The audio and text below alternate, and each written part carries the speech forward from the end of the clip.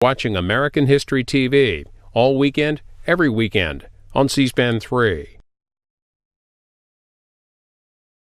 Each week until the 2016 election, Road to the White House Rewind brings you archival coverage of presidential races. Next, from 1976, the first debate between incumbent President Gerald Ford and former Georgia Governor Jimmy Carter. Held in Philadelphia, it focused on domestic issues, taxes, and the economy, and marked the first time since 1960 that the major party nominees squared off in a presidential debate. It's best remembered for a technical problem with the audio feed, causing a 28-minute delay in which the candidates remained at their podiums. Jimmy Carter defeated President Ford in the 1976 general election, winning 50% of the popular vote to Ford's 48%. The League of Women Voters sponsored the event. Our coverage is from NBC News. It's just under 2 hours. Good evening. I'm Edwin Newman, moderator of this first debate of the 1976 campaign between Gerald R. Ford of Michigan, Republican candidate for president, and Jimmy Carter of Georgia, Democratic candidate for president. We thank you, President Ford, and we thank you, Governor Carter, for being with us tonight. There are to be 3 debates between the presidential candidates and 1 between the vice presidential candidates.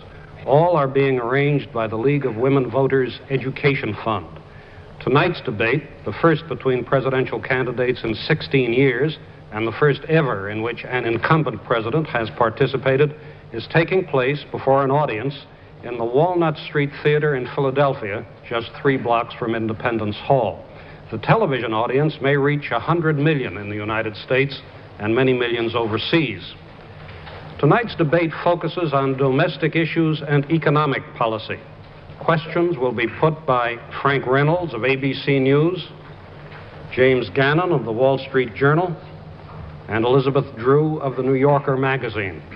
Under the agreed rules, the first question will go to Governor Carter. That was decided by the toss of a coin. He will have up to 3 minutes to answer. 1 follow-up question will be permitted with up to 2 minutes to reply. President Ford will then have 2 minutes to respond. The next question will go to President Ford with the same time arrangements, and questions will continue to be alternated between the candidates. Each man will make a 3-minute statement at the end, Governor Carter to go first. President Ford and Governor Carter do not have any notes or prepared remarks with them this evening. Mr. Reynolds, your question for Governor Carter. Mr. President, Governor Carter. Governor, in an interview with the Associated Press last week, you said you believe these debates would alleviate a lot of concern that some voters have about you. Well, one of those concerns, not an uncommon one about candidates in any year, is that many voters say they don't really know where you stand. Now, you have made jobs your #1 priority, and you have said you are committed to a drastic reduction in unemployment. Can you say now, Governor, in specific terms, what your first step would be next January if you are elected to achieve that? Yes. First of all is to recognize the tremendous economic strength of this country and to set the putting back to work of our people as a top priority. This is an effort that ought to be done primarily by strong leadership in the White House, the inspiration of our people, the tapping of business, agriculture, industry, labor, and government at all levels to work on this project. We'll never have an end to the inflationary spiral, and we'll never have a balanced budget until we get our people back to work. There's several things that can be done specifically that are not now being done. First of all, to channel research and development funds into areas that will provide large numbers of jobs. Secondly, we need to have a commitment in the private sector to cooperate with government in matters like housing. Here, a very small investment of taxpayers' money in the housing field can bring large numbers of extra jobs in the guarantee of mortgage loans, in the putting forward of 202 programs for housing for older people and so forth to cut down the roughly 20% unemployment that now exists in the construction industry. Another thing is to deal with our needs in the central cities, where the unemployment rate is extremely high, sometimes among minority groups, those who don't speak English or who are black, young people, or 40% unemployment. Here, a CCC-type program would be appropriate to channel money into the sharing with private sector and also local and state governments to employ young people who are now out of work. Another very important aspect of our economy would be to increase production in every way possible, to hold down taxes on individuals and to shift the tax burdens onto those who have avoided paying taxes in the past. These kinds of specific things, none of which are being done now, would be a great help in reducing unemployment. There is an additional factor that needs to be done and covered very, very succinctly, and that is to make sure that we have a good relationship between management, business on the one hand, and labor on the other. In a lot of places where unemployment is very high, we might channel specific targeted job opportunities by paying part of the salary of unemployed people and also sharing with local governments the payment of salaries, which would let us cut down the unemployment rate much lower before we hit the inflationary level. But I believe that by the end of the first 4 years of the next term, we can have the unemployment rate down to 3% adult unemployment, which is about 4 to 4.5% overall, control the inflation rate, and have a balanced growth of about 4 to 6%, around 5%, which would give us a balanced budget. Governor, in the event you are successful and you do achieve a drastic drop in unemployment, that is likely to create additional pressure on prices. How willing are you to consider an incomes policy? In other words, wage and price controls. Well, we now have such a low utilization of our productive capacity, about 73%. I think it's about the lowest since the Great Depression years, and such a high unemployment rate now, 7.9%, that we have a long way to go in getting people to work before we have the inflationary pressures.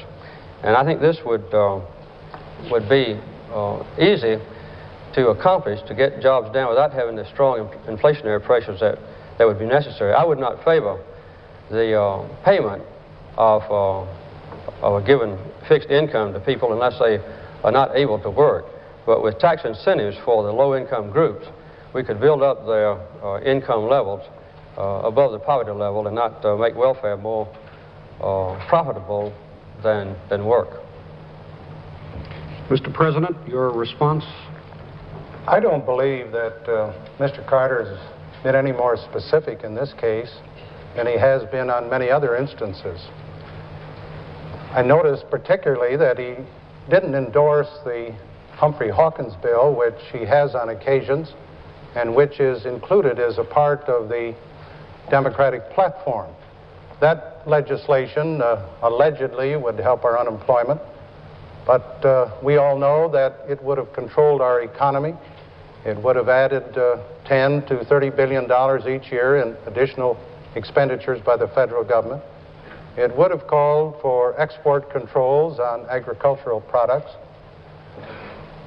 In my judgment, the best way to get jobs is to expand the private sector, where 5 out of 6 jobs today exist in our economy. We can do that by reducing federal taxes, as I proposed about a year ago when I called for a tax reduction of $28 billion. 3/4 of it to go to private taxpayers and 1/4 to the business sector. We could add to jobs in the major metropolitan areas by a proposal that I recommended that would give tax incentives to business to move into the inner city and to expand or to build new plants so that they would take a plant or expand a plant where people are, and people are currently unemployed. We could also help our youth with some of the proposals that would give to young people an opportunity to work and learn at the same time, just like we give money to young people who are going to college. Those are the kind of specifics that I think we have to discuss on these debates. And these are the kind of programs that I'll talk about on my time. Mr. Gannon, your question to President Ford. Mr. President, I would like to continue for a moment on this question of taxes, which you have just raised. You have said that you favor more tax cuts for middle-income Americans, even those earning up to $30,000 a year. That presumably would cost the Treasury quite a bit of money in lost revenue. In view of the very large budget deficits that you have accumulated and that are still in prospect, how is it possible to promise further tax cuts and to reach your goal of balancing the budget? At the time, Mr. Gannon, that I made the recommendation for a $28 billion tax cut, 3/4 of it to go to individual taxpayers and 25% to American business, I said at the same time that we had to hold the lid on federal spending, that for every dollar of a tax reduction, we had to have an equal reduction in federal expenditures, a one-for-one proposition.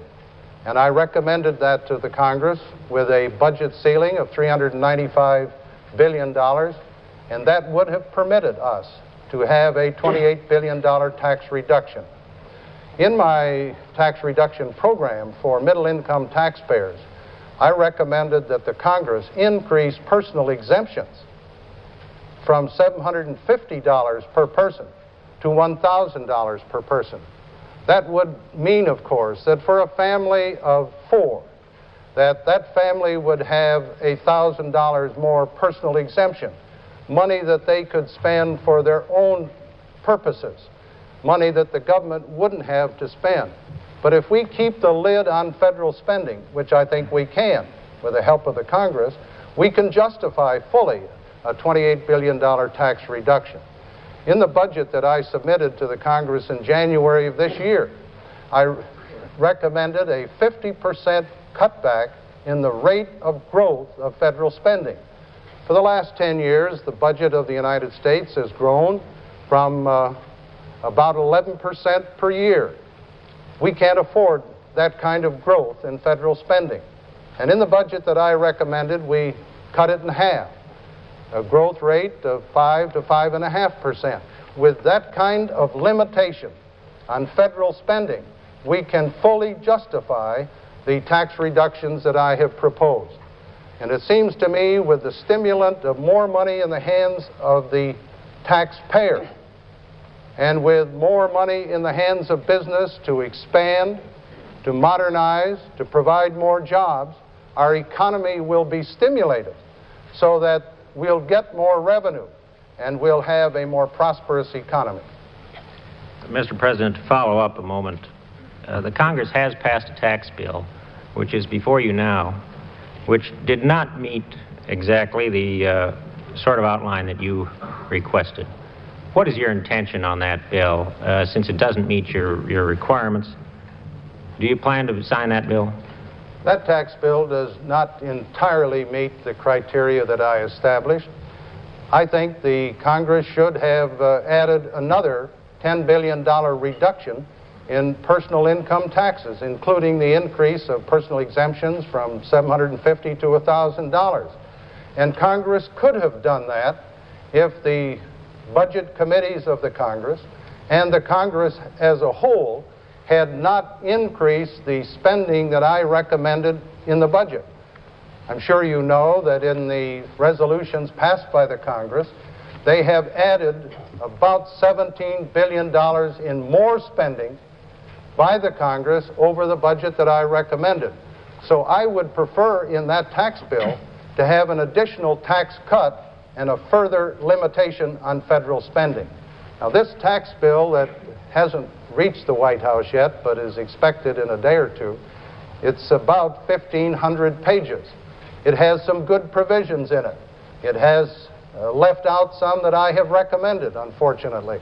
On the other hand, when you have a bill of that magnitude, with those many provisions, a president has to sit and decide if there's more good than bad. And from the analysis that I've made so far, it seems to me that that tax bill does justify my signature and my approval. Governor Carter, your response? Well, Mr. Ford is changing considerably his previous philosophy. The present tax structure is a disgrace to this country. It's just a welfare program for the rich. As a matter of fact, 25% of the total tax deductions go for only 1% of the richest people in this country. And over 50% of the tax credits go for the 14% of the richest people in this country. When Mr. Ford first became president in August of 1974, the first thing he did in October was to ask for a $4.7 billion increase in taxes on our people in the midst of the heaviest recession since the Great Depression of the 1940s. In January of 1975, he asked for a tax change, a $5.6 billion increase on low and middle income private individuals, a $6.5 billion decrease on the corporations and the special interests. In December of 1975, he vetoed the roughly $18 to $20 billion tax reduction bill that had been passed by the Congress. And then he came back later on in January of this year, and he did advocate a $10 billion tax reduction, but it would be offset by a $6 billion increase this coming January in deductions for Social Security payments and for unemployment compensation. The whole philosophy of the Republican Party, including my opponent, has been to pile on taxes on low-income people to take them off on the corporations. As a matter of fact, since the late 60s, when Mr. Nixon took office, we've had a reduction in the percentage of taxes paid by corporations from 30% down to about 20%. We've had an increase in taxes paid by individuals, payroll taxes, from 14% up to 20%. And this is what the Republicans have done to us. And this is why tax reform is so important. Mrs. Drew, your question to Governor Carter. Governor Carter, you've proposed a number of new or enlarged programs, including jobs, health, welfare reform, child care, aid to education, aid to cities, changes in Social Security, housing subsidies. You've also said that you want to balance the budget by the end of your first term. Now, you haven't put a price tag on those programs, but even if we price them conservatively, and we count for full employment by the end of your first term, and we count for the economic growth that would occur during that period, there still isn't enough money to pay for those programs and balance the budget by any estimates that I've been able to see. So, in that case, what would give? Well, as a matter of fact, there is. If we assume a rate of growth of our economy equivalent to what it was during President Johnson, President Kennedy, even before the Vietnamese War, and if we assume that at the end of the 4-year period we can cut our unemployment rate down to 4 to 4.5%, under those circumstances, even assuming no elimination of unnecessary programs and assuming an increase in the allotment of money to finance programs increasing as the inflation rate does, my economic projections, I think confirmed by the House and the Senate committees, have been with a $60 billion extra amount of money that can be spent in fiscal year 81, which will be the last year of this next term. Within that $60 billion increase, they would be fit the programs that I promised the American people. I might say, too, that if we see that these goals cannot be reached, and I believe they are reasonable goals, then I would cut back on the rate of implementation of new programs in order to accommodate a balanced budget by fiscal year 81, which is the last year of the next term. I believe that we ought to have a balanced budget during normal economic circumstances. And these projections have been very carefully made. I stand behind them. And if they should be in error slightly on the downside, then I'll phase in the programs that we've advocated more slowly. Governor, according to the budget committees of the Congress that you referred to, if we get to full employment, what they project at a 4% unemployment, and as you say, even allowing for the inflation in the programs, there would not be anything more than a surplus of $5 billion by the end of by 1981. And conservative estimates of your programs would be that they'd be about $85 to $100 billion. So how do you say that you're going to be able to do these things and balance the budget? Well, the assumption that you have described as different is in the rate of growth of our economy. No, they took that into account in those I figures. believe that it's accurate to say that the committees to whom you refer, with the employment rate that you state, and with a 5 to 5.5% growth rate in our economy, that the projections would be a $60 billion increase in the amount of money that we have to spend in 1981 compared to now. And with that, in that framework, would be fit any improvements in the programs. Now, this does not include any extra control over unnecessary spending, the weeding out of obsolete or obsolescent programs. We'll have a safety version built in with complete reorganization of the executive branch of government, which I am pledged to do. The present bureaucratic structure of the federal government is a mess. And if I'm elected president, that's going to be a top priority of mine, to completely revise the structure of the federal government to make it economical, efficient, purposeful, and manageable for a change. And also, I'm going to institute zero-based budgeting, which I used 4 years in Georgia, which assesses every program every year and eliminates those programs that are obsolete or obsolescent. But with these projections, we will have a balanced budget by fiscal year 1981, if I'm elected president. Keep my promises to the American people, and it's just predicated on very modest, but I think accurate projections of employment increases and a growth in our national economy equal to what was experienced under Kennedy, Johnson, before the Vietnam War. President Ford. If it is true that there will be a $60 billion surplus by fiscal year 1981, rather than spend that money for all the new programs that Governor Carter recommends and endorses, and which are included in the Democratic platform, I think the American taxpayer ought to get an additional tax break, a tax reduction of that magnitude.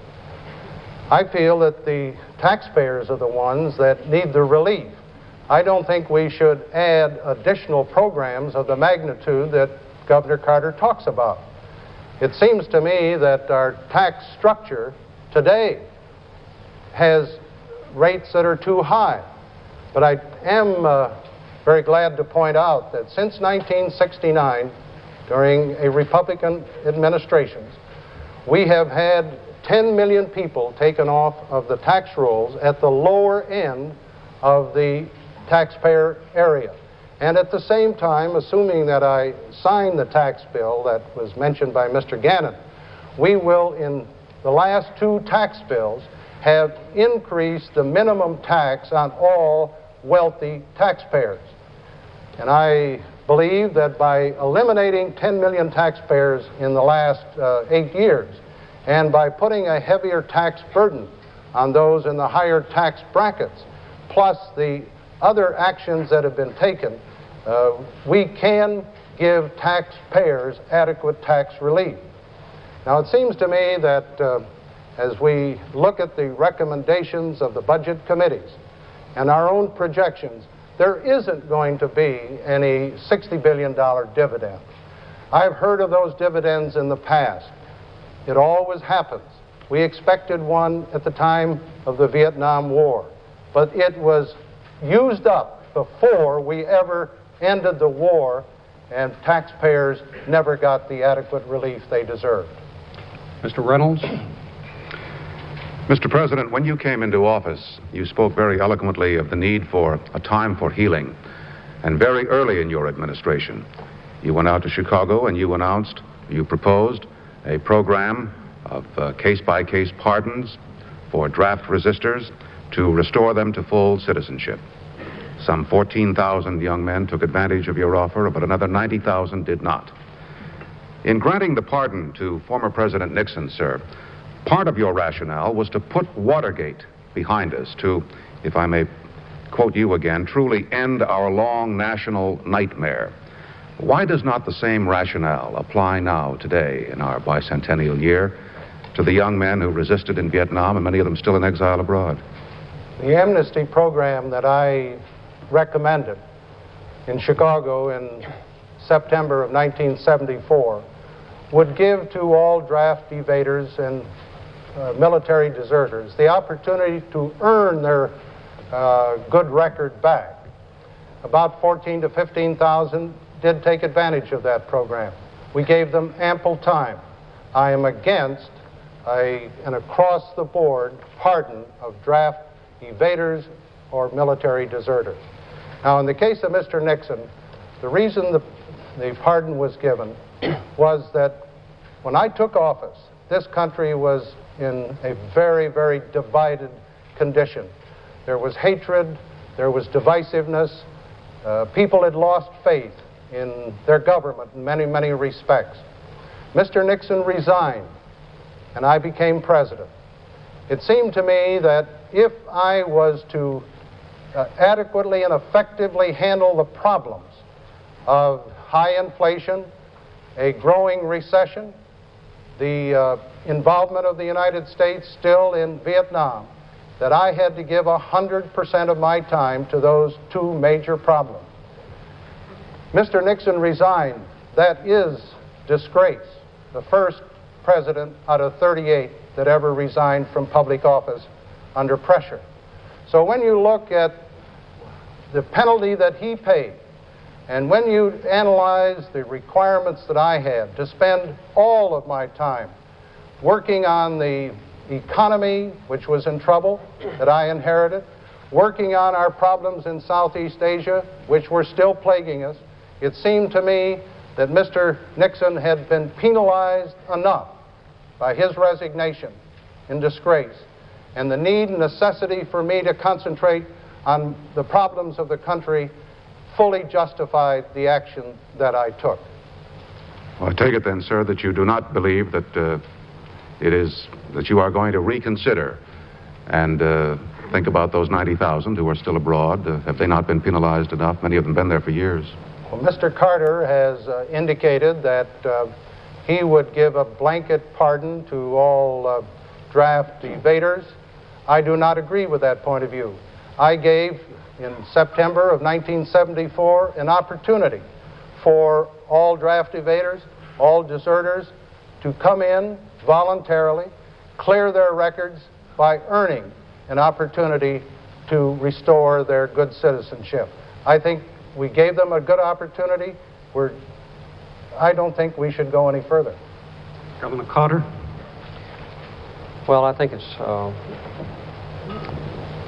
very difficult for President Ford to explain the difference between the pardon of President Nixon and his attitude toward those who violated the draft laws. As a matter of fact, I don't advocate amnesty. I advocate pardon. There's a difference, in my opinion, and in accordance with the ruling of the Supreme Court and according to the definition in the dictionary. Amnesty means that what you did was right. Pardon means that what you did, whether it's right or wrong, you're forgiven for it. And I do advocate a pardon for draft evaders. I think it's accurate to say that in 2 years ago, when Mr. Ford put in this amnesty, that 3 times as many deserters were excused as were the ones who evaded the draft. But I think that now is the time to heal our country after the Vietnam War, and I think that what the people are concerned about is not the pardon or the amnesty of those who evaded the draft, but whether or not our crime system is fair. We've got a sharp distinction drawn between white-collar crime. The big shots who are rich, who are influential, very seldom go to jail. Those who are poor and who have no influence quite often are the ones who are punished. And the whole subject of crime is one that concerns our people very much. And I believe that the fairness of it is what is a major problem that addresses our leader. And this is something that hasn't been addressed adequately by this administration.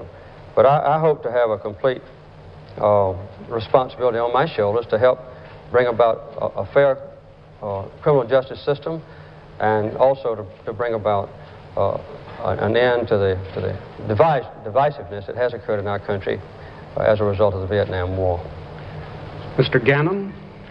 Governor Carter, you have promised a sweeping overhaul of the federal government, including a reduction in the number of government agencies. You say it would go down to about 200 from some 1,900. That sounds indeed like a very deep cut in the federal government. But isn't it a fact that you're not really talking about fewer federal employees or less government spending, but rather that you are talking about reshaping the federal government, not making it smaller? Well, I've been through this before, Mr. Gannon, as the governor of Georgia. When I took over, we had a bureaucratic mess like we have in Washington now. And we had 300 agencies, departments, bureaus, commissions, some fully budgeted, some not, but all having responsibility to carry out that was in conflict. And we cut those 300 agencies and so forth down substantially. We eliminated 278 of them. We set up a simple structure of government that could be administered fairly, and it was a tremendous success. It hasn't been undone since I was there. It resulted also in an ability to reshape our court system, our prison system, our education system, our mental health programs, and a clear assignment of responsibility and authority, and also to have our people once again understand and control our government. I intend to do the same thing if I'm elected president. When I get to Washington, coming in as an outsider, one of the major responsibilities that I will have on my shoulder is a complete reorganization of the executive branch of government. We now have a greatly expanded White House staff. When Mr. Nixon went in office, for instance, we had $3.5 million spent on the White House and its staff. That has escalated now to $16.5 million in the last Republican administration. This needs to be changed. We need to put the responsibilities back on the cabinet members. We also need to have a great reduction in agencies and programs. For instance, we now have, in the health area, 302 different programs administered by 11 major departments and agencies, 60 other advisory commissions responsible for this. Medicaid's in one agency, Medicare's in a different one, the check on the quality of health care is in a different one. None of them are responsible for health care itself. This makes it almost impossible for us to have a good health program. We have just advocated this past week a consolidation of the responsibilities for energy. Our country now has no comprehensive energy program or policy. We have 20 different agencies in the federal government responsible for the production, the regulation, the information about energy, the conservation of energy, spread all over government. This is a gross waste of money. So tough, competent management of government, giving us a simple, efficient, purposeful, and manageable government would be a great step forward. And if I'm elected, and I intend to be, then it's going to be done. Well, I'd like to press my question on the number of federal employees, whether you would really plan to reduce the overall number or merely put them in different departments and relabel them. In your energy plan, you consolidate a number of agencies into one, or you would, but does that really change the overall? I can't say for sure that we would have fewer federal employees when I go out of office than when I come in. It took me about 3 years to completely reorganize the Georgia government. The last year I was in office, our budget was actually less than it was a year before, which showed a great improvement. Also, we had a 2% increase in the number of employees last year. But it was a tremendous shift from administrative jobs into the delivery of services. For instance, we completely revised our prison system. We established 84 new mental health treatment centers. And we shifted people out of administrative jobs into the field to deliver better services. The same thing will be done at the federal government level. I accomplished this with substantial reductions in employees in some departments. For instance, in the transportation department, we cut back about 25% the total number of employees. In giving our people better mental health care, we increased the number of employees, but the efficiency of it, the simplicity of it, the ability of people to understand their own government and control it was a substantial benefit derived from complete reorganization. We have got to do this at the federal government level. If we don't, the bureaucratic mess is going to continue. There's no way for our people now to understand what their government is. There's no way to get the answer to a question. When you come to Washington to try to, as a governor, to try to begin a new program for your people, like the treatment of drug addicts, I found there were 13 different federal agencies that I had to go to manage the drug treatment program. In the Georgia government, we only had one agency responsible for drug treatment. This is the kind of change that would be made, and it would be of tremendous benefit in long-range planning, in tight budgeting, saving the taxpayers money, making the government more efficient, cutting down on bureaucratic waste, having a clear delineation of authority and responsibility of employees, and giving our people a better chance to understand and control the government. President Ford? I think the record should show, Mr. Newman, that the Bureau of Census, we checked it just yesterday, indicates that in the 4 years that Governor Carter was governor of the state of Georgia, expenditures by the government went up over 50%. Employees of the government in Georgia during his term of office went up over 25%. And the figures also show that the bonded indebtedness of the state of Georgia during his governorship went up over 20%.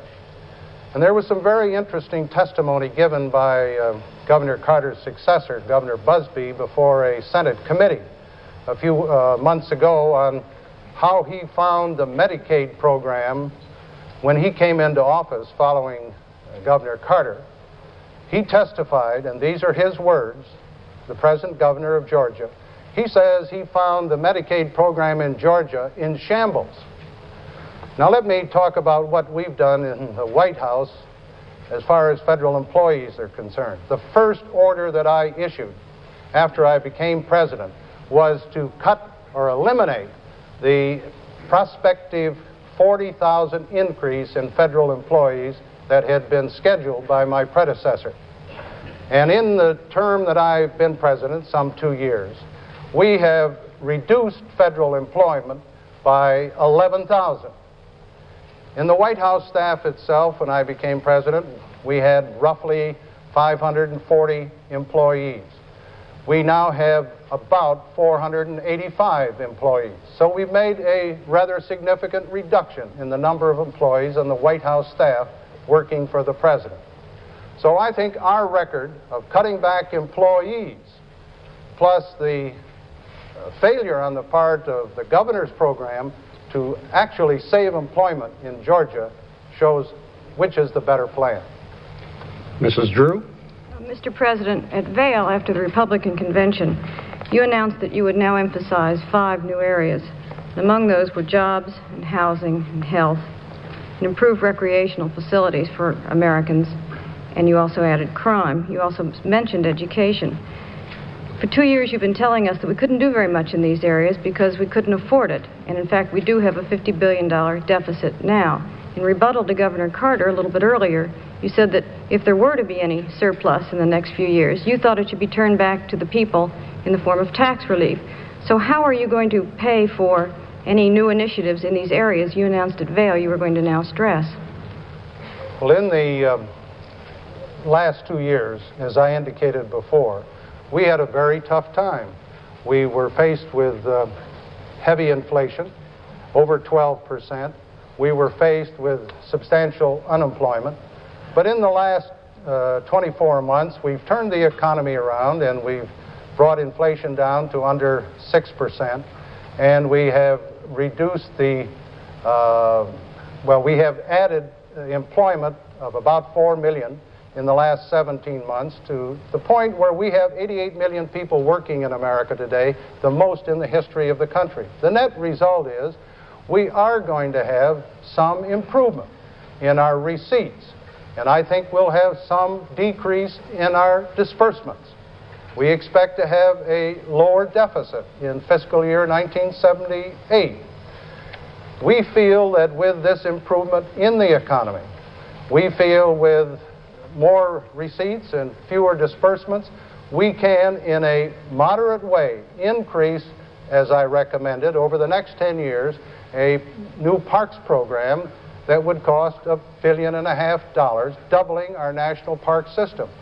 We have recommended that in the housing program, we can reduce down payments and moderate monthly payments, but that doesn't cost any more as far as the federal treasury is concerned.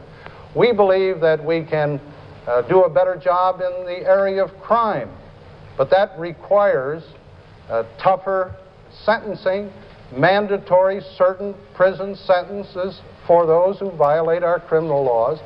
We believe that you can revise the federal criminal code, which has not been revised in a good many years. That doesn't cost any more money.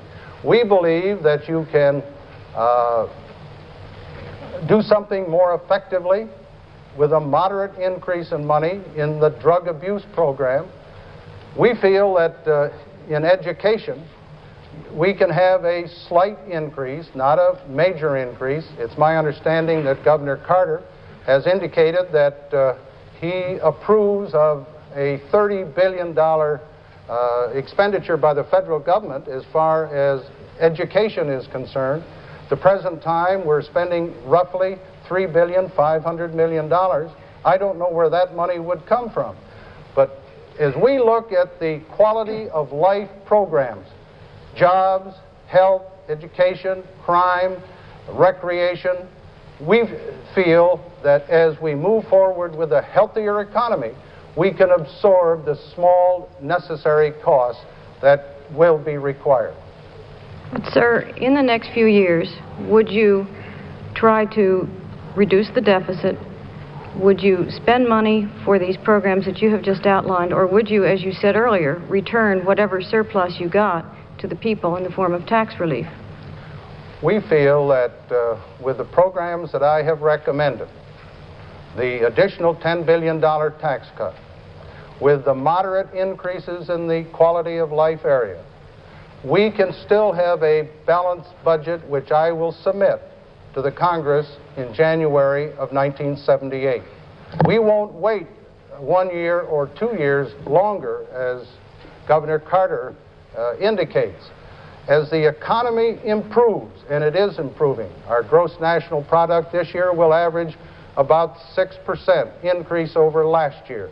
We will have a lower rate of inflation for the calendar year this year of something slightly under 6%. Employment will be up, revenues will be up. We'll keep the lid on some of these programs that we can hold down as we have a little extra money to spend for those quality of life programs which I think are needed and necessary. Now, I cannot and would not endorse the kind of programs that Governor Carter recommends. He endorses the Democratic platform, which, as I read it, calls for approximately 60 additional programs. We estimate that those programs would add $100 billion minimum and probably $200 billion maximum each year to the federal budget. Those programs you cannot afford and give tax relief. We feel that you can hold the line and restrain federal spending, give a tax reduction, and still have a balanced budget by 1978. Governor Carter. Well, Mr. Ford takes the same attitude that the Republicans always take. In the last 3 months before an election, they're always for the programs that they fight the other 3.5 years. I remember when Herbert Hoover was against jobs for people. I remember when Alf Landon was against Social Security. And later President Nixon, 16 years ago, was telling the public that John Kennedy's proposals would bankrupt the country and would double the cost. The best thing to do is to look at the record of Mr. Ford's administration and Mr. Nixon's before his. We had last year a $65 billion deficit, the largest deficit in the history of our country. More of a deficit spending than we had in the entire 8-year period under President Johnson and President Kennedy. We've got 500,000 more Americans out of jobs today than were out of work 3 months ago. And since Mr. Ford's been in office in 2 years, we've had a 50% increase in unemployment, from 5 million people out of work to 2.5 million more people out of work, a total of 7.5 million. We've also got a comparison between himself and Mr. Nixon. He's got 4 times the size of the deficits that Mr. Nixon even had himself. This, talking about more people at work, is distorted because with a 14% increase in the cost of living in the last 2 years, it means that women and young people have had to go to work when they didn't want to, because their fathers couldn't make enough to pay the increased cost of food and housing and clothing. We have, in this last 2 years alone, $120 billion total deficits under President Ford. And at the same time, we've had, in the last 8 years, a doubling in the number of bankruptcies for small business. We've had a negative growth in our national economy, measured in real dollars. The take-home pay of a worker in this country is actually less now than it was in 1968, measured in real dollars. This is a kind of record that's there, and talk about the future and a drastic change or conversion on the part of Mr. Ford at this last minute is one that just doesn't go. Mr. Reynolds. Governor Carter, I'd like to turn to what we used to call the energy crisis. Yesterday, a British government commission on air pollution, but one headed by a nuclear physicist, recommended that any further expansion of nuclear energy be delayed in Britain as long as possible. Now, this is a subject that is quite controversial among our own people, and there seems to be a clear difference between you and the President on the use of nuclear power plants, which you say you would use as a last priority. Why, sir? Are they unsafe? Well, among my other experiences in the past, I've been a nuclear engineer and did graduate work in this field. I think I know the capabilities and limitations of atomic power. But the energy policy of our nation is one that has not yet been established under this administration. I think almost every other developed nation in the world has an energy policy except us. We have seen the Federal Energy Agency established, for instance. In the crisis of 1973, it was supposed to be a temporary agency. Now it's permanent, it's enormous, it's growing every day. I think the Wall Street Journal reported not too long ago they have 112 public relations experts working for the Federal Energy Agency to try to justify to the American people its own existence. We've got to have a firm way to handle the energy question. The reorganization proposal that I put forward is one first step. In addition to that, we need to have a realization that we've got about 35 years worth of oil left in the whole world. We're going to run out of oil. When Mr. Nixon made his famous speech on Operation Independence, we were importing about 35% of our oil. Now we've increased that amount 25%. We now import about 44% of our oil. We need to shift from oil to coal. We need to concentrate our research and development effort on coal burning and extraction that's safe for miners, that also is clean burning. We need to shift very strongly toward solar energy and have strict conservation measures. And then as a last resort only, continue to use atomic power. I would certainly not cut out atomic power altogether. We can't afford to give up that opportunity until later. But to the extent that we continue to use atomic power, I would be responsible as president to make sure that the safety precautions were initiated and maintained. For instance, some that have been forgotten. We need to have the reactor core below ground level, the entire power plant that uses atomic power tightly sealed and a heavy vacuum maintained. There ought to be a standardized design. There ought to be a full-time atomic energy specialist, independent of the power company, in the control room full-time, 24 hours a day, to shut down the plant if an abnormality develops. These kinds of procedures, along with evacuation procedures, adequate insurance, ought to be initiated. So, shift from oil to coal, emphasize research and development on coal use and also on solar power, strict conservation measures, not yield every time that the special interest group put pressure on the president like this administration has done, and use atomic energy only as a last resort with the strictest possible safety precautions. That's the best overall energy policy in the brief time we have to discuss it. Well, Governor, on that same subject, would you require mandatory conservation efforts to try to conserve fuel? Yes, I would. Some of the things that can be done about this is a change in the rate structure of electric power companies. We now encourage people to waste electricity. And by giving the lowest rates to the biggest users, we don't do anything to cut down on peak load requirements. We don't have an adequate requirement for the insulation of homes, for the efficiency of automobiles. And whenever the automobile manufacturers come forward and say they can't meet the limits that the Congress has put forward, this Republican administration has delayed the implementation date. In addition to that, we ought to have a shift to the use of coal, particularly in the Appalachian regions, where the coal is located, a lot of very high quality, low carbon coal, low sulfur coal is there. It's where our employment is needed. This would help a great deal. So, mandatory conservation measures, yes. Encouragement by the president for people to voluntarily conserve, yes. And also the private sector ought to be encouraged to bring forward to the public the benefits from efficiency. One bank in Washington, for instance, gives lower interest loans for people who adequately insulate their homes or who buy efficient automobiles.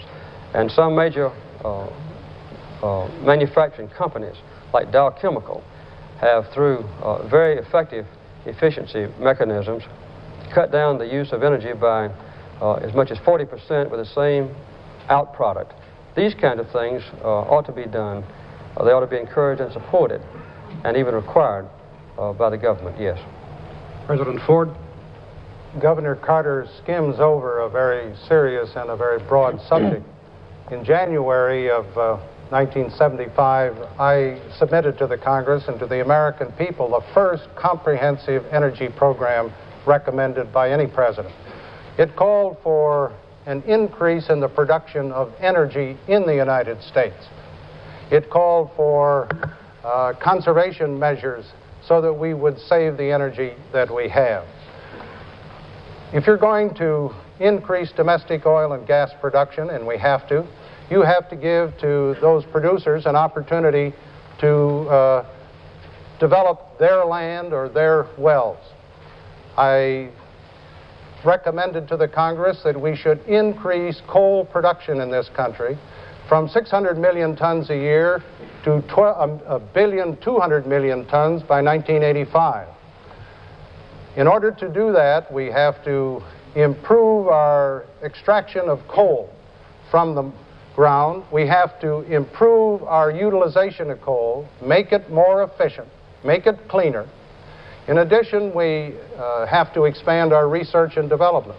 In my program for energy independence, we have increased, for example, solar energy research from about $84 million a year to about $120 million a year.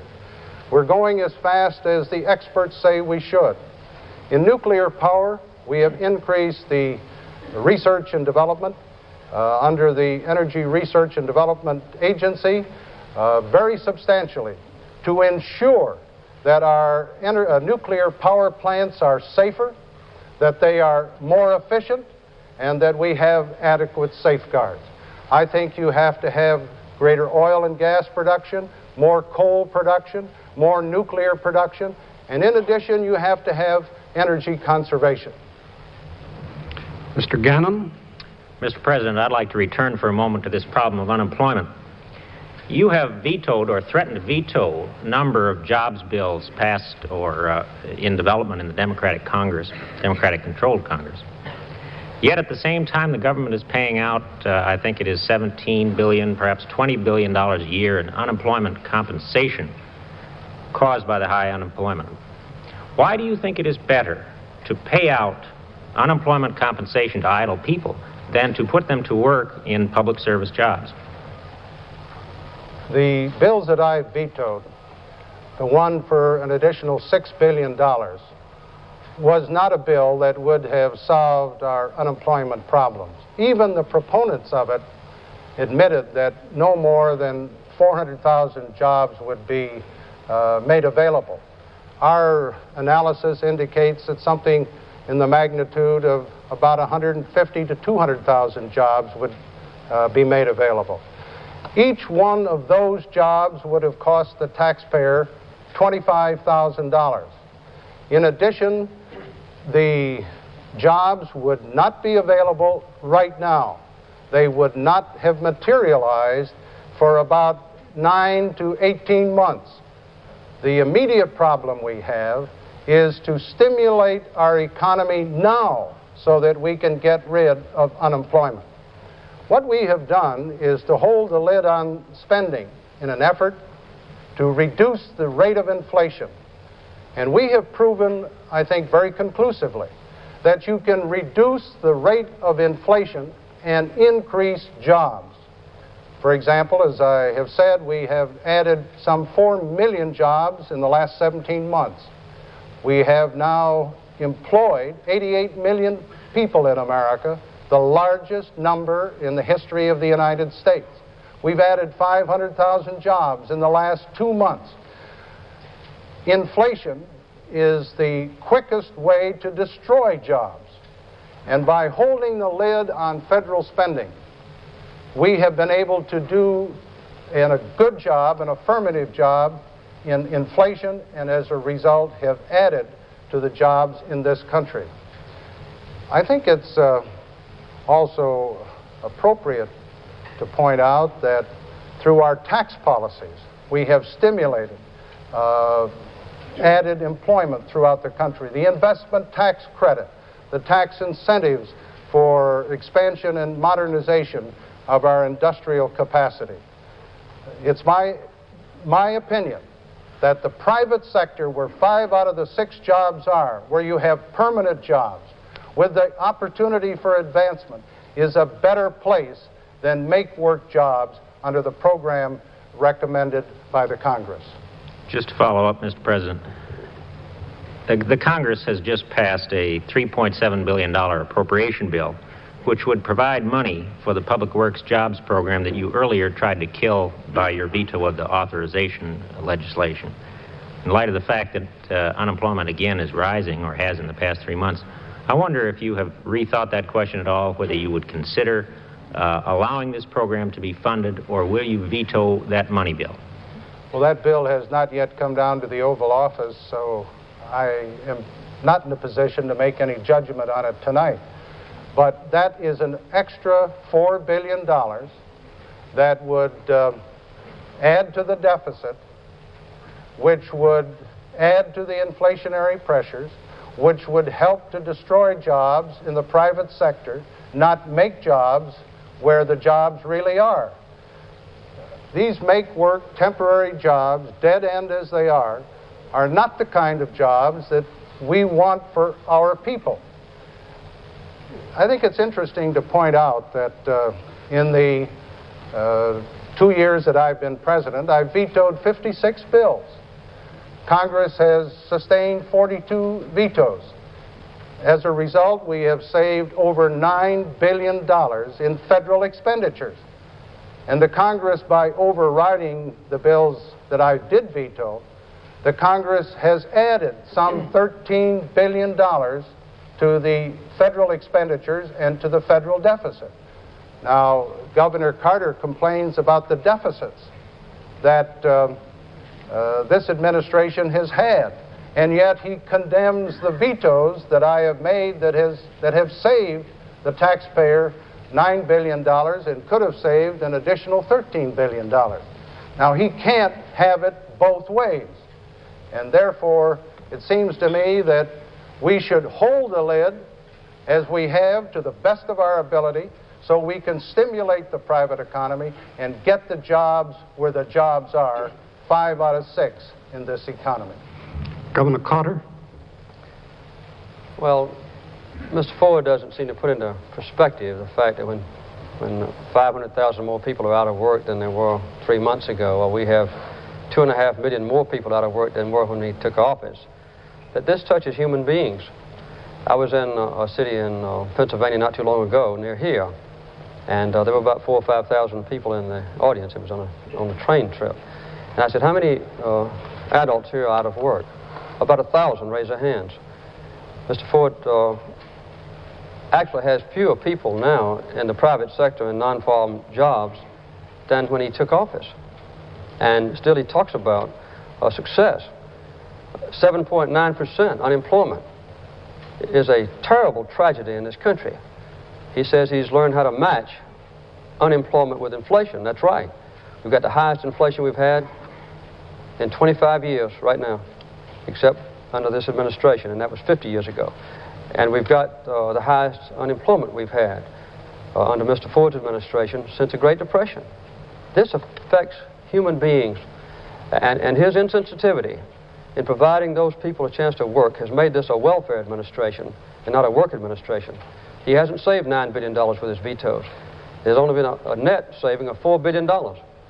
And the cost in unemployment compensation, welfare compensation, and lost revenues has increased $23 billion in the last 2 years. This is a typical attitude that really causes havoc in people's lives, and then it's covered over by saying that our country is naturally got a 6% unemployment rate, or a 7% unemployment rate, and a 6% inflation. It's a travesty. It shows a lack of leadership. And we've never had a president since the war between the states that vetoed more bills. Mr. Ford has vetoed 4 times as many bills as Mr. Nixon per year, and 11 of them have been overridden. One of his bills that was overridden, he only got 1 vote in the Senate and 7 votes in the House from Republicans. So this shows a breakdown in leadership. Under the rules, I must stop you there. Mrs. Drew?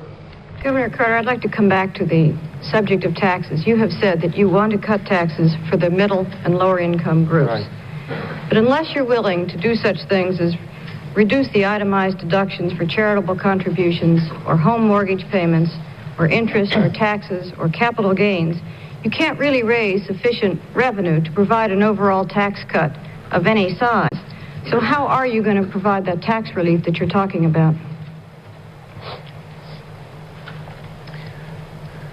Now we have such a grossly unbalanced tax system, as I said earlier, that it is a disgrace.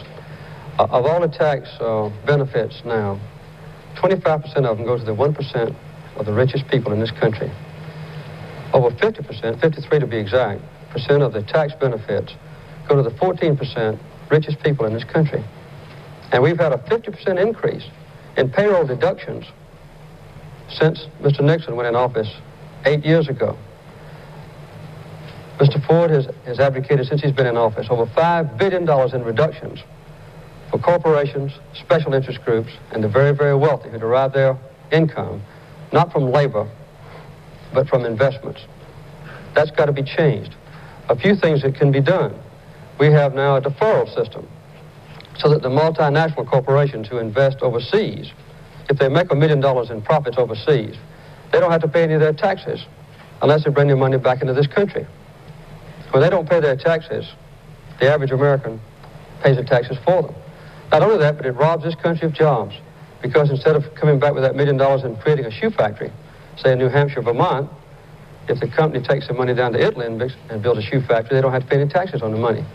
Another thing is a system called DISC, which was originally designed, proposed by Mr. Nixon, to encourage exports. This permits a company to create a dummy corporation to export their products and then not to pay the full amount of taxes on them. This cost our government about $1.4 billion a year. And when those rich corporations don't pay that tax, the average American taxpayer pays it for them. Another one that's very important is the business deductions, jet airplanes, first-class travel, the $50 martini lunch. The average working person can't take advantage of that, but the wealthier people can. Another system is where a dentist can invest money in, say, raising cattle, and can put in $100,000 of his own money, borrow $900,000, that makes $1 million, and mark off a great amount of loss through that procedure. There was one example, for instance, where somebody produced pornographic movies. They put in $30,000 of their own money and got $120,000 in tax savings. Well, these special kinds of programs have robbed the average taxpayer and have benefited those who are powerful and who can employ lobbyists and who can have the CPAs and the lawyers to help them benefit from the roughly 8,000 pages of the tax code. The average American person can't do it. You can't hire lobbyists out of unemployment compensation checks. Governor, to follow up on your answer, in order for any kind of tax relief to really be felt by the middle and lower income people, yes, you need about, according to congressional committees on this, you need about $10 billion. Now, you listed some things. The deferral on foreign income is estimated, I would save about $500 million. DISC, you said, was $1.4 billion. The estimate of the outside, if you eliminated all tax shelters, is $5 billion. So where else would you raise the revenue to provide this tax relief? Would you, in fact, do away with all business deductions? And what other kinds of preferences would you do away with? No, I wouldn't do away with all business deductions. I think that would be a very serious mistake. But if you could just do away with the ones that are unfair, you could lower taxes for everyone. I would never do anything that would increase the taxes for those who work for a living or who are presently required to list all their income. What I want to do is not to raise taxes, but to eliminate loopholes. And this is the point of my first statistic that I gave you, that the present tax benefits that have been carved out over a long period of years, 50 years, by sharp tax lawyers and by lobbyists, have benefited just the rich. These programs that I described to you earlier, the tax deferrals, for overseas, the DISC, and the tax shelters, they only apply to people in the $50,000 a year bracket or up. And I think this is the best way to approach it, is to make sure that everybody pays taxes on the income that they earn, and make sure that you take whatever savings there is from the higher income levels and give it to the low and middle income families. President Ford? Governor Carter's answer tonight does not coincide with the answer that he gave in an interview to the Associated Press a week or so ago. In that interview, Governor Carter indicated that he would raise the taxes on those in the medium or middle income brackets or higher. Now, if you take the medium or middle income taxpayer, that's about $14,000 per person. Governor Carter has indicated publicly in an interview that he would increase the taxes on about 50% of the working people of this country. I think the way to get tax equity in this country is to give tax relief to the middle income people who have an income from roughly $8,000 up to $25,000 or $30,000. They have been shortchanged, as we have taken 10 million taxpayers off the tax rolls in the last 8 years, and as we have added to the minimum tax provision to make all people pay more taxes. I believe in tax equity for the middle income taxpayer, increasing the personal exemption. Mr. Carter wants to increase taxes for roughly half of the taxpayers of this country. The governor has also played a little fast and loose with the facts about vetoes. The records show that President Roosevelt vetoed on an average of 55 bills a year. President Truman vetoed on the average, while he was president, about 38 bills a year. I understand that Governor Carter, when he was governor of Georgia, vetoed between 35 and 40 bills a year. My average in 2 years is 26. But in the process of that, we have saved $9 billion. And one final comment, Governor Carter talks about the tax bills and all of the inequities that exist in the present law. I must remind him the Democrats have controlled the Congress for the last 22 years, and they wrote all the tax bills. Mr. Reynolds? I suspect that we could continue on this tax argument for some time, but I'd like to move on to another area. Mr. President, everybody seems to be running against Washington this year. And I'd like to raise two coincidental events and ask you whether you think perhaps this may have a bearing on the attitude throughout the country. The House Ethics Committee has just now ended its investigation of Daniel Schorr after several months and many thousands of dollars, trying to find out how he obtained and caused to be published a report of the Congress that probably is the property of the American people. At the same time, the Senate Select Committee on Standards and Conduct has voted not really to begin an investigation of a United States senator because of allegations against him that he may have been receiving corporate funds illegally over a period of years. Do you suppose, sir, that events like this contribute to the feeling in the country that maybe there's something wrong in Washington? And I don't mean just in the executive branch, but throughout the whole government. There is a considerable anti-Washington feeling throughout the country. But I think the feeling is misplaced.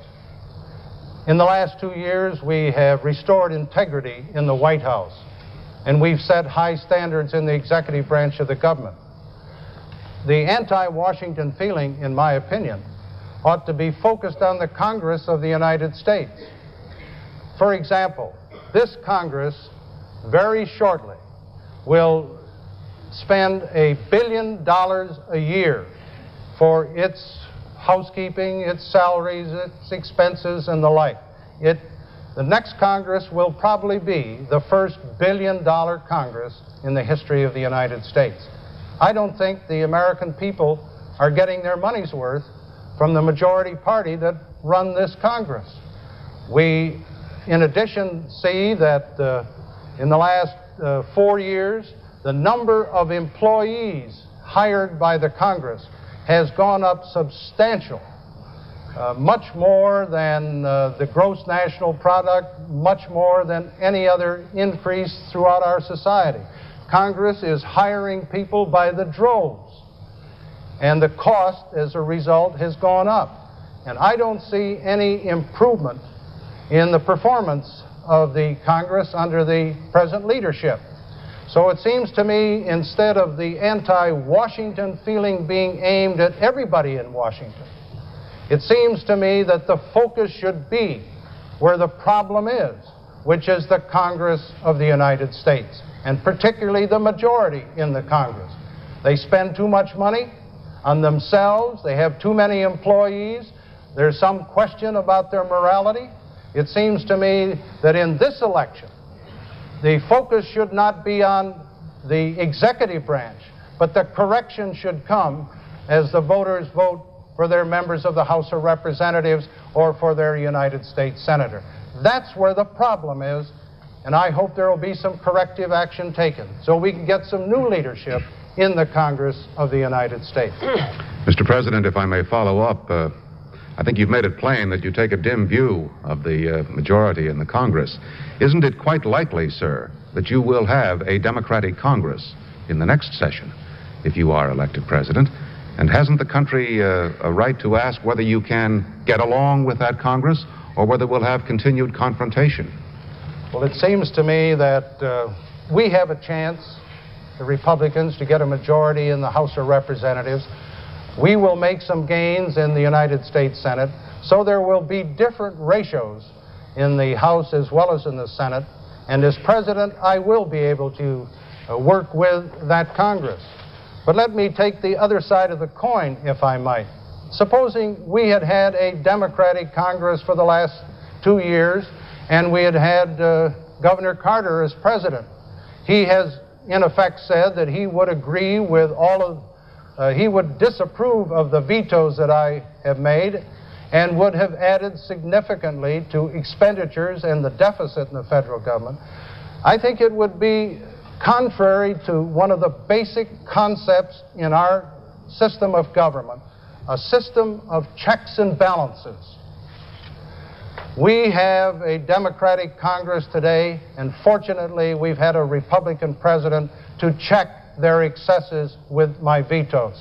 If we have a Democratic Congress next year and a president who wants to spend an additional $100 billion a year or maybe $200 billion a year with more programs, we will have, in my judgment, greater deficits with more spending, more dangers of inflation. I think the American people want a Republican president to check on any excesses that come out of the next Congress if it is a Democratic Congress. Governor Carter? Well, it's not a matter of Republican and Democrat. It's a matter of leadership or no leadership. President Eisenhower worked with the Democratic Congress very well. Even President Nixon, because he was a strong leader at least, worked with the Democratic Congress very well. Mr. Ford has vetoed, as I said earlier, 4 times as many bills per year as Mr. Nixon. Mr. Ford quite often puts forward a program just as a public relations stunt and never tries to put it through the Congress by working with the Congress. I think under President Ford, Nixon and Eisenhower, they passed about 60 to 75% of their legislation. This year, Mr. Ford will not pass more than 26% of all the legislative proposals he puts forward. This is government by stalemate, and we've seen almost a complete breakdown in the proper relationship between the President, who represents this country, and the Congress, who collectively also represent this country. We've had Republican presidents before who've tried to run against a Democratic Congress.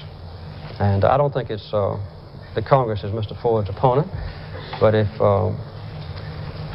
he insists that I be responsible for the Democratic Congress, of which I have not been a part, then I think it's only fair that he be responsible for the Nixon administration in its entirety, of which he was a part. That, I think, is a good balance. But the point is that a president ought to lead this country. Mr. Ford, so far as I know, except for avoiding another Watergate, has not accomplished one single major program for this country.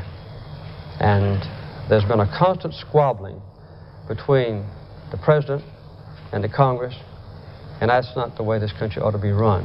I might go back to one other thing. Mr. Ford has misquoted an AP news story that was in error to begin with. That story reported several times that I would lower taxes for low and middle income families. And that correction was delivered to the White House, and I'm sure that the President knows about this correction, but he still insists on repeating an erroneous statement. President Ford, Governor Carter, we no longer have enough time for 2 complete sequences of questions. We have only about 6 minutes left for questions and answers. For that reason, we will drop the follow-up questions at this point, but each candidate will still be able to respond to the other's answers. To the extent that you can, gentlemen, please keep your remarks brief. Mr. Gannon? Governor Carter, one important part of the government's economic policy apparatus that we haven't talked about is the Federal Reserve Board. I'd like to ask you something about what you've said, and that is that you believe that a president ought to have a chairman of the Federal Reserve Board whose views are compatible with his own. Based on the record of the last few years, would you say that your views are compatible with those of Chairman Arthur Burns? And if not, would you seek his resignation if you are elected? What I have said is that the President ought to have a chance to appoint the chairman of the Federal Reserve Board to have a coterminous term. In other words, both of them serve the same 4 years. The Congress can modify the supply of money by modifying the income tax laws. The President can modify the economic structure of our country by public statements and general attitudes and the budget that he proposes. The Federal Reserve has an independent status that ought to be preserved. I think that Mr. Burns did take a typical erroneous Republican attitude in the 1973 year when inflation was so high. They assumed that the inflation rate was because of excessive demand and therefore put into effect tight constraint on the economy, very high interest rates, which is typical also of the Republican administration, tried to increase the tax payments by individuals, cut the tax payments by corporations. I would have done it opposite. I think the problem should have been addressed by increasing productivity, by having put people back to work so they could purchase more goods, lower income taxes on individuals, perhaps raise them, if necessary, on corporations in comparison. But Mr. Burns, in that respect, made a very serious mistake. I would not want to destroy the independence of the Federal Reserve Board, but I do think we ought to have a cohesive economic policy with at least a chairman of the Federal Reserve Board and the President's terms being the same, and letting the Congress, of course, be the third entity with independence subject only to the President's veto. President Ford, your response? The chairman of the Federal Reserve Board should be independent. Fortunately, he has been during Democratic as well as Republican administrations. As a result, in the last 2 years, we have had a responsible monetary policy. The Federal Reserve Board indicated that the supply of money would be held between 4 to 4.5 and 7 and 7.5. They have done a good job in integrating the money supply with the fiscal policy of the executive and legislative branches of the government. It would be catastrophic if the chairman of the Federal Reserve Board became the tool of the political party that was in power. It's important for our future economic security that job be non-political and separate from the executive and the legislative branches. Mrs. Drew? Well, Mr. President, the real problem with the FBI, and in fact all of the intelligence agencies, is there are no real laws governing them. Such laws as there are tend to be vague and open-ended. Now, you have issued some executive orders, but we've learned that leaving these agencies to executive discretion and direction can get them and, in fact, the country in a great deal of trouble. One president may be a decent man, the next one might not be. So what do you think about trying to write in some more protection by getting some laws governing these agencies? You are familiar, of course, with the fact that I am the first president in 30 years who has reorganized the intelligence agencies in the federal government. The CIA, the Defense Intelligence Agency, the National Security Agency, and the others. We've done that by executive order, and I think we've tightened it up. We've straightened out their problems that developed over the last few years. It doesn't seem to me that it's needed or necessary to have legislation in this particular regard. I have recommended to the Congress, however, I'm sure you're familiar with this, legislation that would make it very proper and in the right way that the Attorney General could go in and get the right for wiretapping under security cases. This was an effort that was made by the Attorney General and myself, working with the Congress, but even in this area, where I think new legislation would be justified, the Congress has not responded. So I feel in that case, as well as in the reorganization of the intelligence agencies, as I've done, we have to do it by executive order, and I'm glad that we have a good director in George Bush. We have good executive orders, and the CIA and the DIA and NASA, or NSA, are now doing a good job under proper supervision. Governor Carter? Well, one of the very serious things that's happened in our government in recent years, and has continued up until now, is a breakdown in the trust among our people in the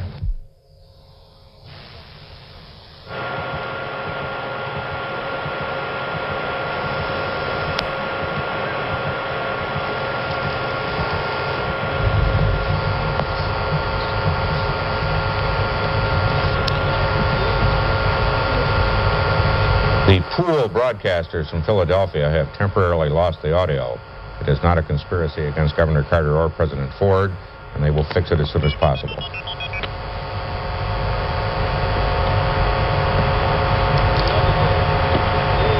This debate is now within about 8 minutes of its close, and in spite of the fact that this was under the auspices of the League of Women Voters, the pool audio from Philadelphia has been lost momentarily. We hope to have it back any minute. We don't know what's happened to it.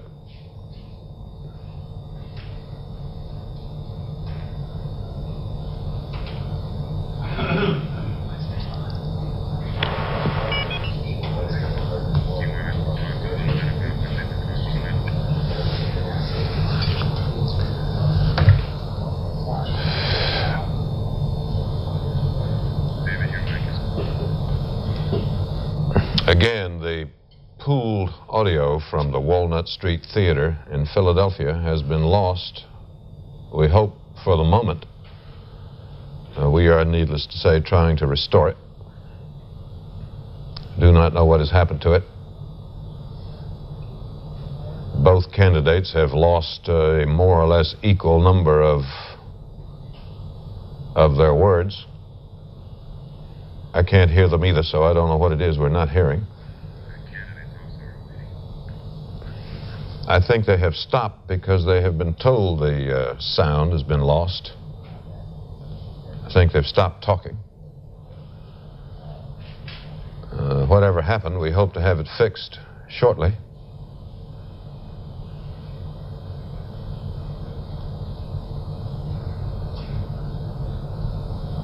I wish I could tell you more about it, but that's all I know. And David, you want to summarize some of the things they've been talking? I might say a word here that I'd planned to say later when the debate was over, and in fact probably will say it again when the debate is over, and it is that at 11:30 Eastern Time, which is to say a half hour from now, we will be back here with a special program in which we will ask people in the audience in the theater in Philadelphia as they leave, ask others in the area and whoever we can find whose views might be interesting, what they think about the debate, who they think won, if they care to put it that way, who they think scored the most points. John Chancellor and other members of our news staff are in Philadelphia and will be ready with this. As I say, that's at 11:30 Eastern Time, after a half-hour break for the local news across the country. And we'll be back with that, whatever happens to the audio from the theater at this time. And again, I don't know what's happened, except that we're not getting it. Nobody is getting it. It's the same it's the same everywhere, so you needn't change channels looking for it. It's the same on all of them.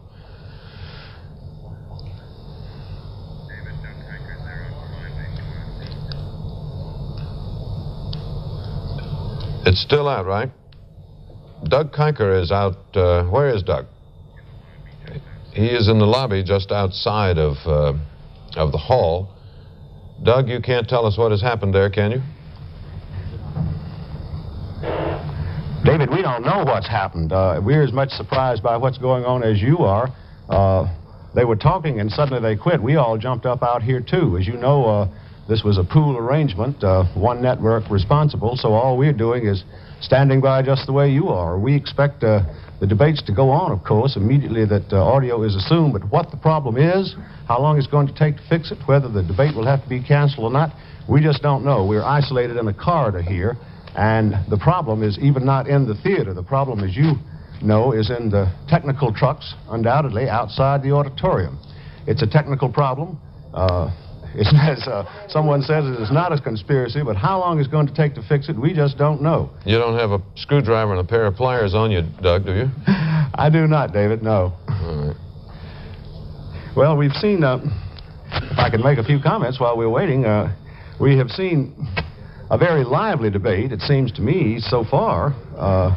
It seems to me that both candidates pretty much are saying the same thing that they have been saying in the early parts of these campaigns, making pretty much the same charges, but very tougher, sometimes even rough tonight. Both heavy on their facts to back up their arguments, as we knew Governor Carter intended to come here to convince the American public that he really did know the facts and had the knowledge. President Ford, of course, is fact-filled from the knowledge of his office. President Ford has strongly defended his economic policies in these debates tonight. He has pointed to the fact that the improved economy is proof of their wisdom. He did this very forcefully. Mr. Carter came back, disputed this, and in one of the tough segments charged that President Ford is insensitive to the plight of the unemployed. Now, excuse me, do we have audio back now? Play again. Bill, can you turn the sound up? We still do not have audio back. Both candidates are waiting. They have been told that they're on the air with a picture, but they are off the air with their voices. To go on, tax reform, President Ford announced tonight that he will sign that new tax bill, all 1,500 pages of it, even though he said he was dissatisfied with some provisions that were in it. Mr. Carter called the present tax structure a welfare program for the rich. And Mr. Carter also talked, and so did President Ford, about the new federal social programs. Mr. Carter said that he would install the federal programs that he had promised, but that should it come down to it, a choice between those programs being innovated or balancing the budget, that he would choose in favor of balancing the budget. President Ford said any surplus from the federal spending should go directly right back to tax relief. Both men outlined at great lengths their plans to curb unemployment. Mr. Carter said that he believed his programs could bring unemployment down to 3% within a few years. Mr. Ford got into the Democratic platform. He said that if all of the proposals in the Democratic platform were adopted, it would create 60 new programs, which he said would cost $100 to $200 billion more. And Mr. Carter immediately rejoined by saying that Richard Nixon said the same thing about the programs proposed by the Democrats 16 years ago when John F. Kennedy was the nominee. The two men discussed draft evaders and what the programs there should be. Mr. Ford said that he does not believe in any cross-the-board pardons. He said he believed that the amnesty program which he put forth was adequate and that he would not change it. And Mr. Carter said that he still would grant pardon, and he insisted that there is a difference between pardon and amnesty. The two men talked about government reorganization at some length. And Jimmy Carter, as he has so often done this whole election year, promised forcefully that he would completely reorganize the federal government if he's elected and waste no time about it.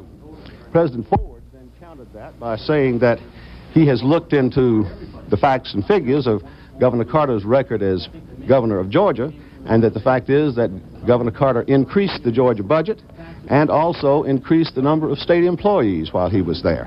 He also said that the present governor of Georgia, Governor Busby, found that the Medicaid program in Georgia was, in Governor Busby's words, a shamble.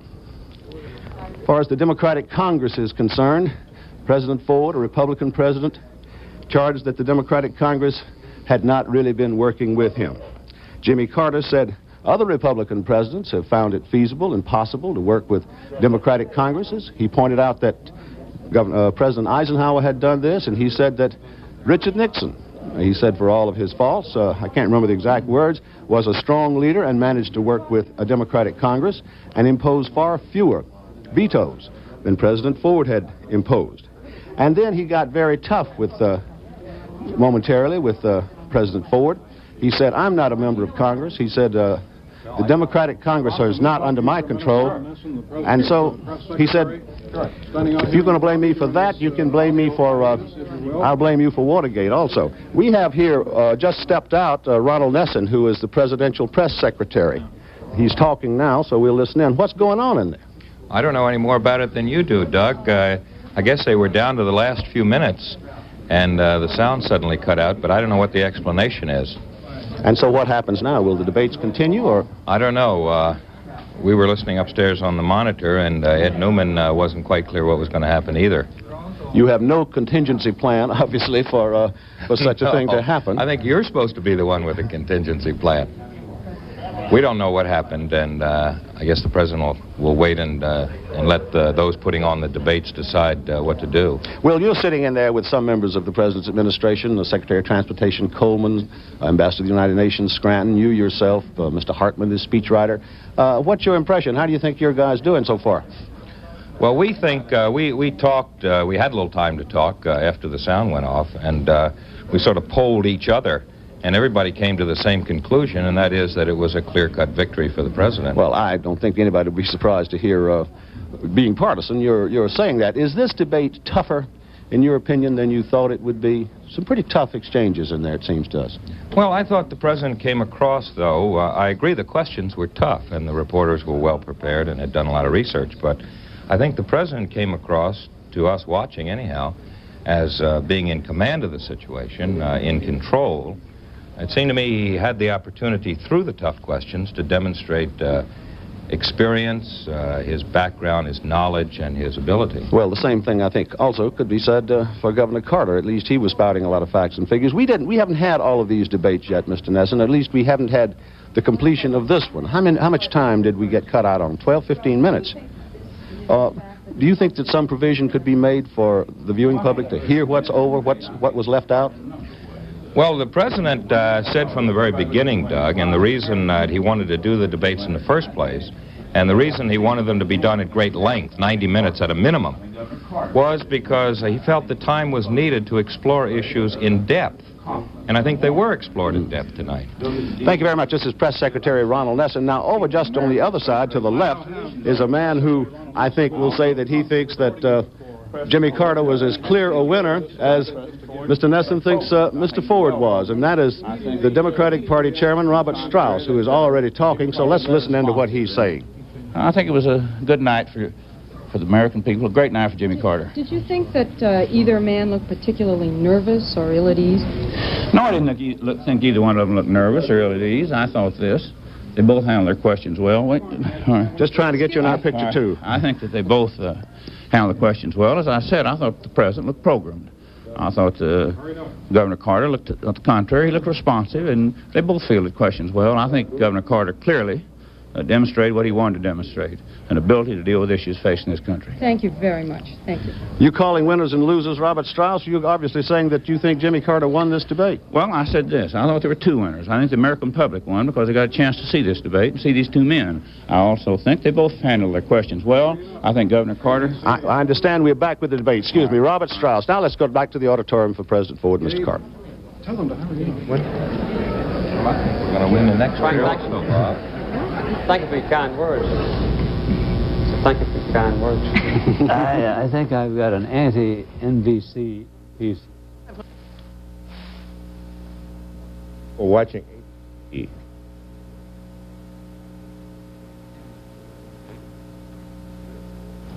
Well, we thought we had it, but we don't. We still don't know what's wrong nor where. We hoped we'd have it back by now, but we don't. Nor do I know if they will continue the debates long enough to make up for the lost time. So this will be, we will all learn whatever we learn together. I don't know anything. The President and Mr. Carter.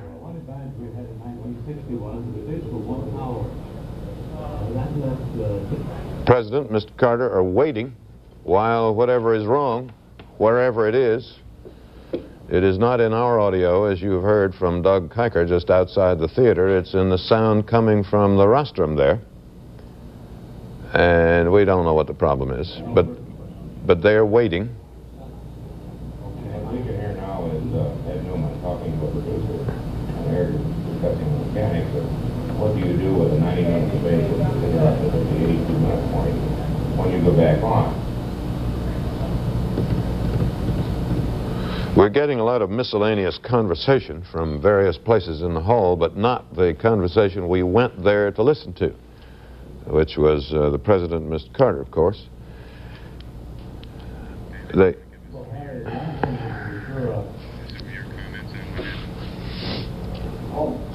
It was, as you've heard, a pretty lively debate, each one landing a few blows on the other, though I don't think anyone was permanently disabled, politically speaking. Much of the argument was about what new programs might be put into effect in the federal establishment in the next term, presidential term, 4 years, what they will cost and how they're going to be paid for, who's going to do the tax paying in the next 4 years, whether the rich are going to pay it all, the middle class is going to pay it all, or if not them, who? It is, I must say, without offering any opinion about winners and losers, I must say that question was not fully answered. Perhaps some of the audience might be left unsatisfied on that score. On the one question that was dealt with very firmly and decisively and clearly was that of evaders and deserters, draft evaders and military deserters. Mr. Ford thought the government should not go any further than it has already gone in his administration, whereas Carter thinks it should. His point was that if Nixon could be pardoned, then why not the evaders? Ford said he gave them a chance to work their way back into American society. Some accepted, and some didn't. Doug Kiker is outside the theater and can still be heard from, though the participants inside cannot. Doug? Yes, David. We are here with Jim Baker, who is President Ford's national campaign manager. Mr. Baker, let me ask you this. Did things go pretty well according to game plan tonight? Tell us how the president prepared for this. How hard did he study? And was he nervous when he went up there? I would be, talking to 120 million people, or however many. I last talked to the president last night, Doug, and he was not nervous at all. He was quite relaxed. He was self-assured, and from looking at him when he first went on the stage, it would be my judgment that he was quite relaxed and quite confident and quite self-assured. Any surprises tonight? No surprises, no. I think the president did an excellent job. I think he was in command. He was decisive, and more than anything else, Doug, I think he answered the questions. He was specific. They asked him for specifics. He gave them specifics. Again, tell us about the preparation. Did President Ford sit back and have people bounce questions to him in a sort of a game plan way? There was some of that, yes. But he studied. He worked hard. He worked on his preparation, and he was well prepared. But sure, there was some of that. And in the preparation, were the questions that you tried to brainstorm? Did any of them really come up? There were some that I think we anticipated very well. Yes.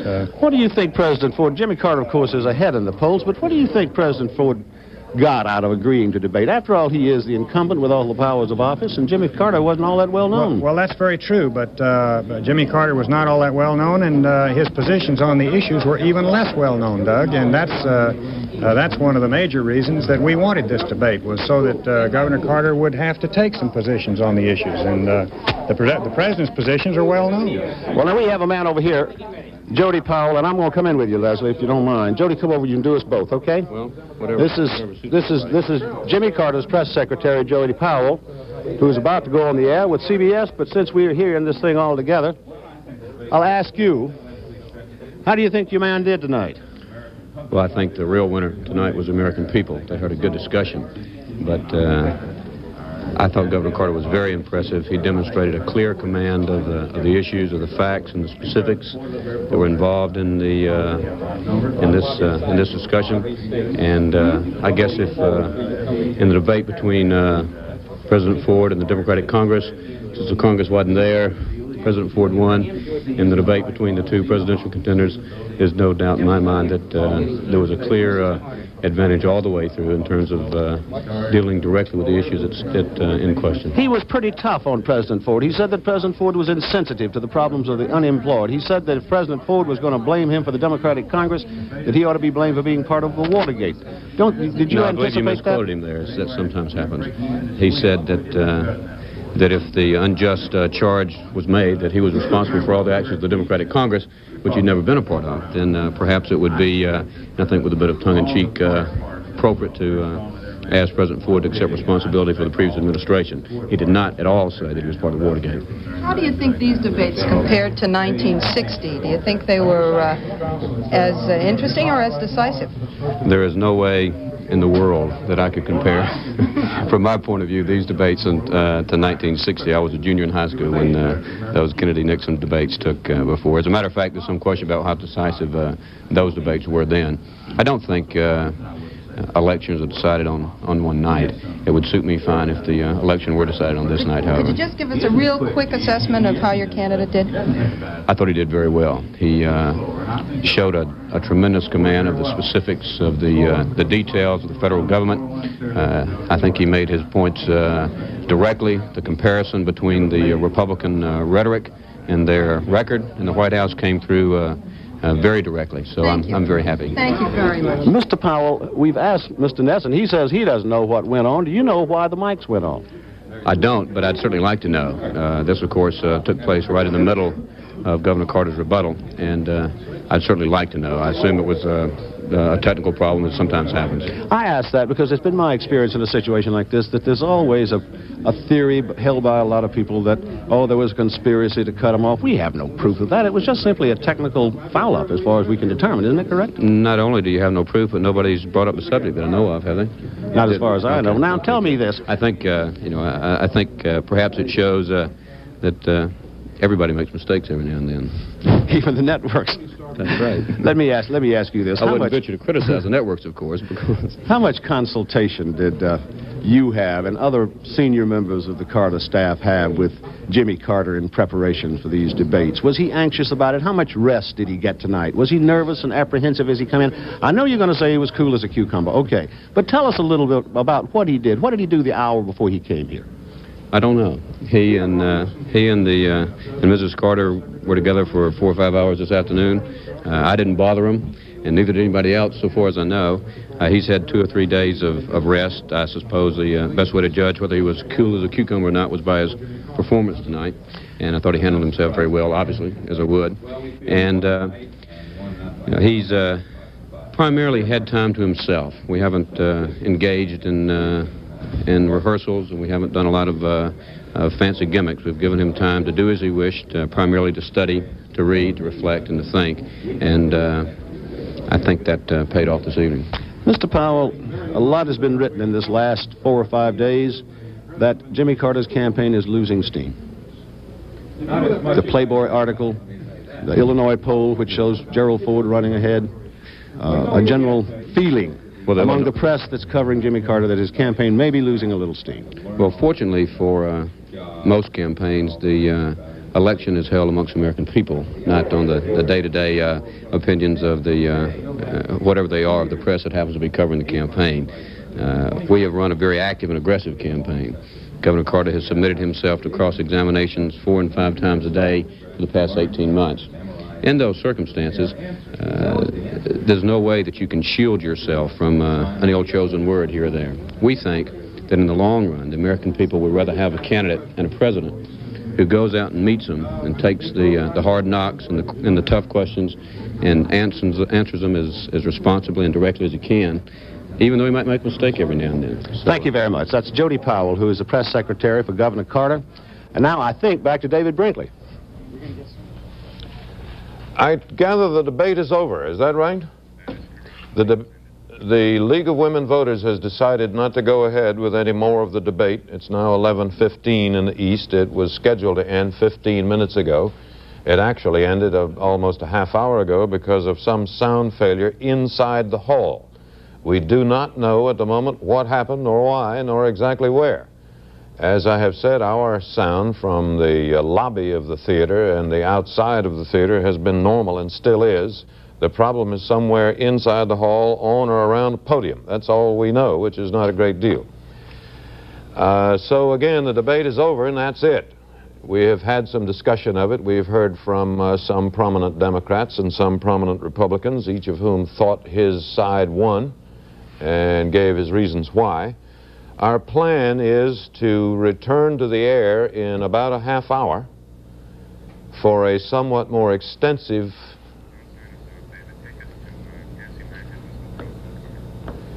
We'll be back later, and in the meantime, Catherine Mackin is talking to Mrs. Carter. Catherine?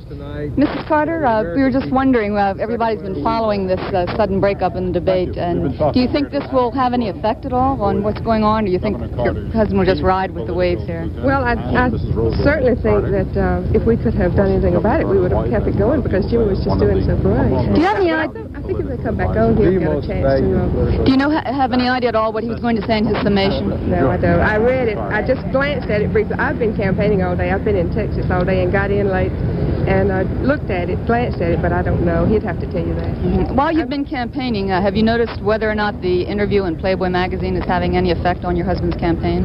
No, I think people are putting that in perspective. You haven't heard anything about it tonight and this afternoon, and it was just such a complete distortion of what Jimmy said, completely out of context. And I think everybody in the country is going to read it because there's been so much publicity about it. And when they do, they will see that Jimmy was talking about his Christian religion to people that did not understand what Christianity is. And it's a very good article if you read it. Now, when you were speaking with Mrs. Johnson this afternoon, did you iron things out with her for what your husband said about President Johnson in the audience? I had a very good visit with Mrs. Johnson. She met me when I flew into San Antonio yesterday, and then she received me at the library, had a reception for me at the library in Austin today. It was very pleasant. All right, thank you very much, Mrs. Jimmy Carter.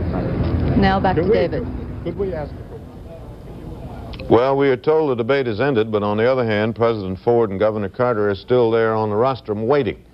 All we know about the breakdown in the sound is that it's somewhere between the microphones you see clipped to their neckties and the network truck outside the hall. Beyond that, I can't go because I don't know. I don't think anyone knows at the moment. If anyone did, he'd fix it. We don't know whether they... I keep telling you what I don't know, which is a great deal. We don't know if they're going to continue the debate and wait for the sound to be fixed. Ed Newman is saying something no doubt interesting, but I haven't the faintest idea what it is because I can't hear him. Failure in the debate, failure in the broadcasting of the debate. It occurred 27 minutes ago. The fault has been dealt with, and we want to thank President Ford and Governor Carter for being so patient and understanding while this delay went on. We very much regret the technical failure that lost the sound as it was leaving this theater. It occurred during Governor Carter's response to what would have been and what was the last question put to the candidates. That question went to President Ford. It dealt with the control of government intelligence agencies. Governor Carter was making his response and had very nearly finished it. He will conclude that response now, after which President Ford and Governor Carter will make their closing statements. Governor? There has been too much government secrecy and not enough respect for the personal privacy of American citizens.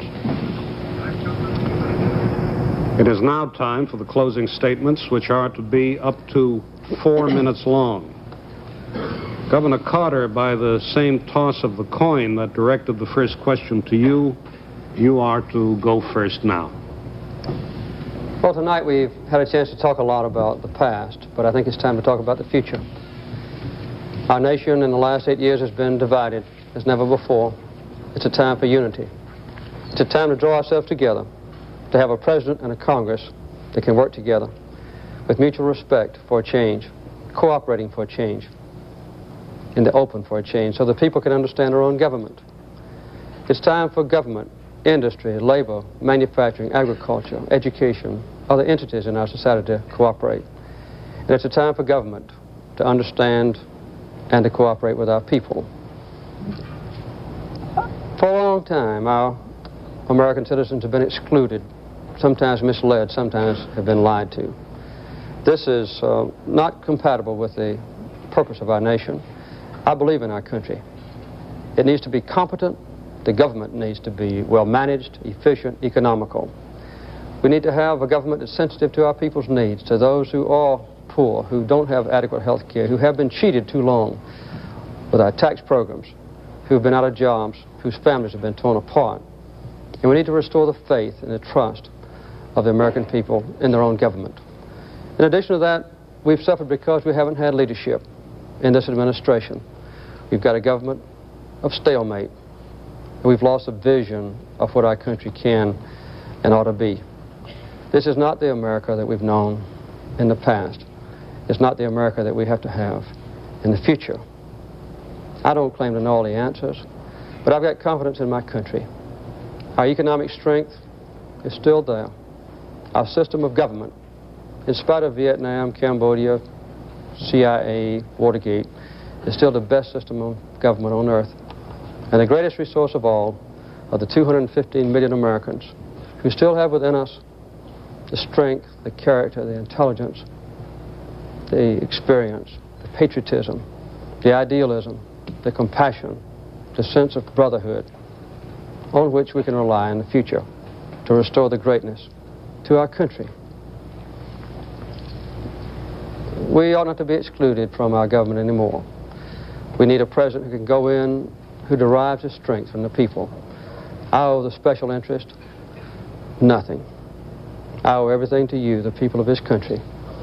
And I believe that we can bind our wounds. I believe that we can work together.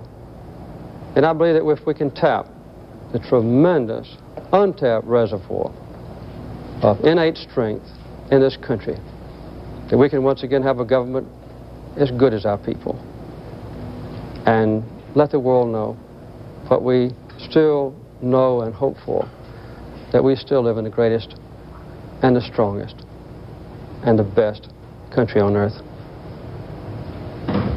President Ford.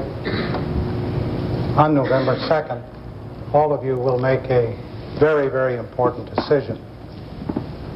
One of the major issues in this campaign is trust. A president should never promise more than he can deliver, and a president should always deliver everything that he's promised. A president can't be all things to all people. A president should be the same thing to all people. Another issue in this campaign, Governor Carter has endorsed the Democratic platform, which calls for more spending, bigger deficits, more inflation, or more taxes. Governor Carter has embraced the record of the present Congress, dominated by his political party. It calls for more of the same. Governor Carter, in his acceptance speech, called for more and more programs, which means more and more government. I think the real issue in this campaign, and that what you must decide on November 2nd, is whether you should vote for his promises or my performance in 2 years in the White House. On the 4th of July, we had a wonderful 200th birthday for our great country. It was a superb occasion. It was a glorious day. In the first century of our nation's history, our forefathers gave us the finest form of government in the history of mankind. In the second century of our nation's history, Our forefathers developed the most productive industrial nation in the history of the globe. Our third century should be the century of individual freedom for all our 215 million Americans today and all that join us. In the last few years, government has gotten bigger and bigger. Industry has gotten larger and larger. Labor unions have gotten bigger and bigger. And our children have been the victims of mass education. We must make this next century the century of the individual. We should never forget that a government big enough to give us everything we want is a government big enough to take from us everything we have. The individual worker in the plants throughout the United States should not be a small cog in a big machine. The member of a labor union must have his rights strengthened and broadened, and our children in their education should have an opportunity to improve themselves based on their talents and their abilities. My mother and father, during the Depression, worked very hard to give me an opportunity to do better in our great country. Your mothers and fathers did the same thing for you and others. Betty and I have worked very hard to give our children a brighter future in the United States, our beloved country. You and others in this great country have worked hard and done a great deal to give your children and your grandchildren the blessings of a better America. I believe we can all work together to make the individuals in the future have more, and all of us working together can build a better America. Thank you, President Ford. Thank you, Governor Carter. Our thanks also to the questioners and to the audience in this theater. We much regret the technical failure that caused a 28-minute delay in the broadcast of the debate. We believe, however, that everyone will agree that it did not detract from the effectiveness of the debate or from its fairness. The next presidential debate is to take place on Wednesday, October 6th in San Francisco at 9:30 p.m. Eastern Daylight Time. The topics are to be foreign and defense issues. As with all three debates between the presidential candidates and the one between the vice presidential candidates, it is being arranged by the League of Women Voters Education Fund in the hope of promoting a wider and better informed participation by the American people in the election in November. Now, from the Walnut Street Theater in Philadelphia, good night.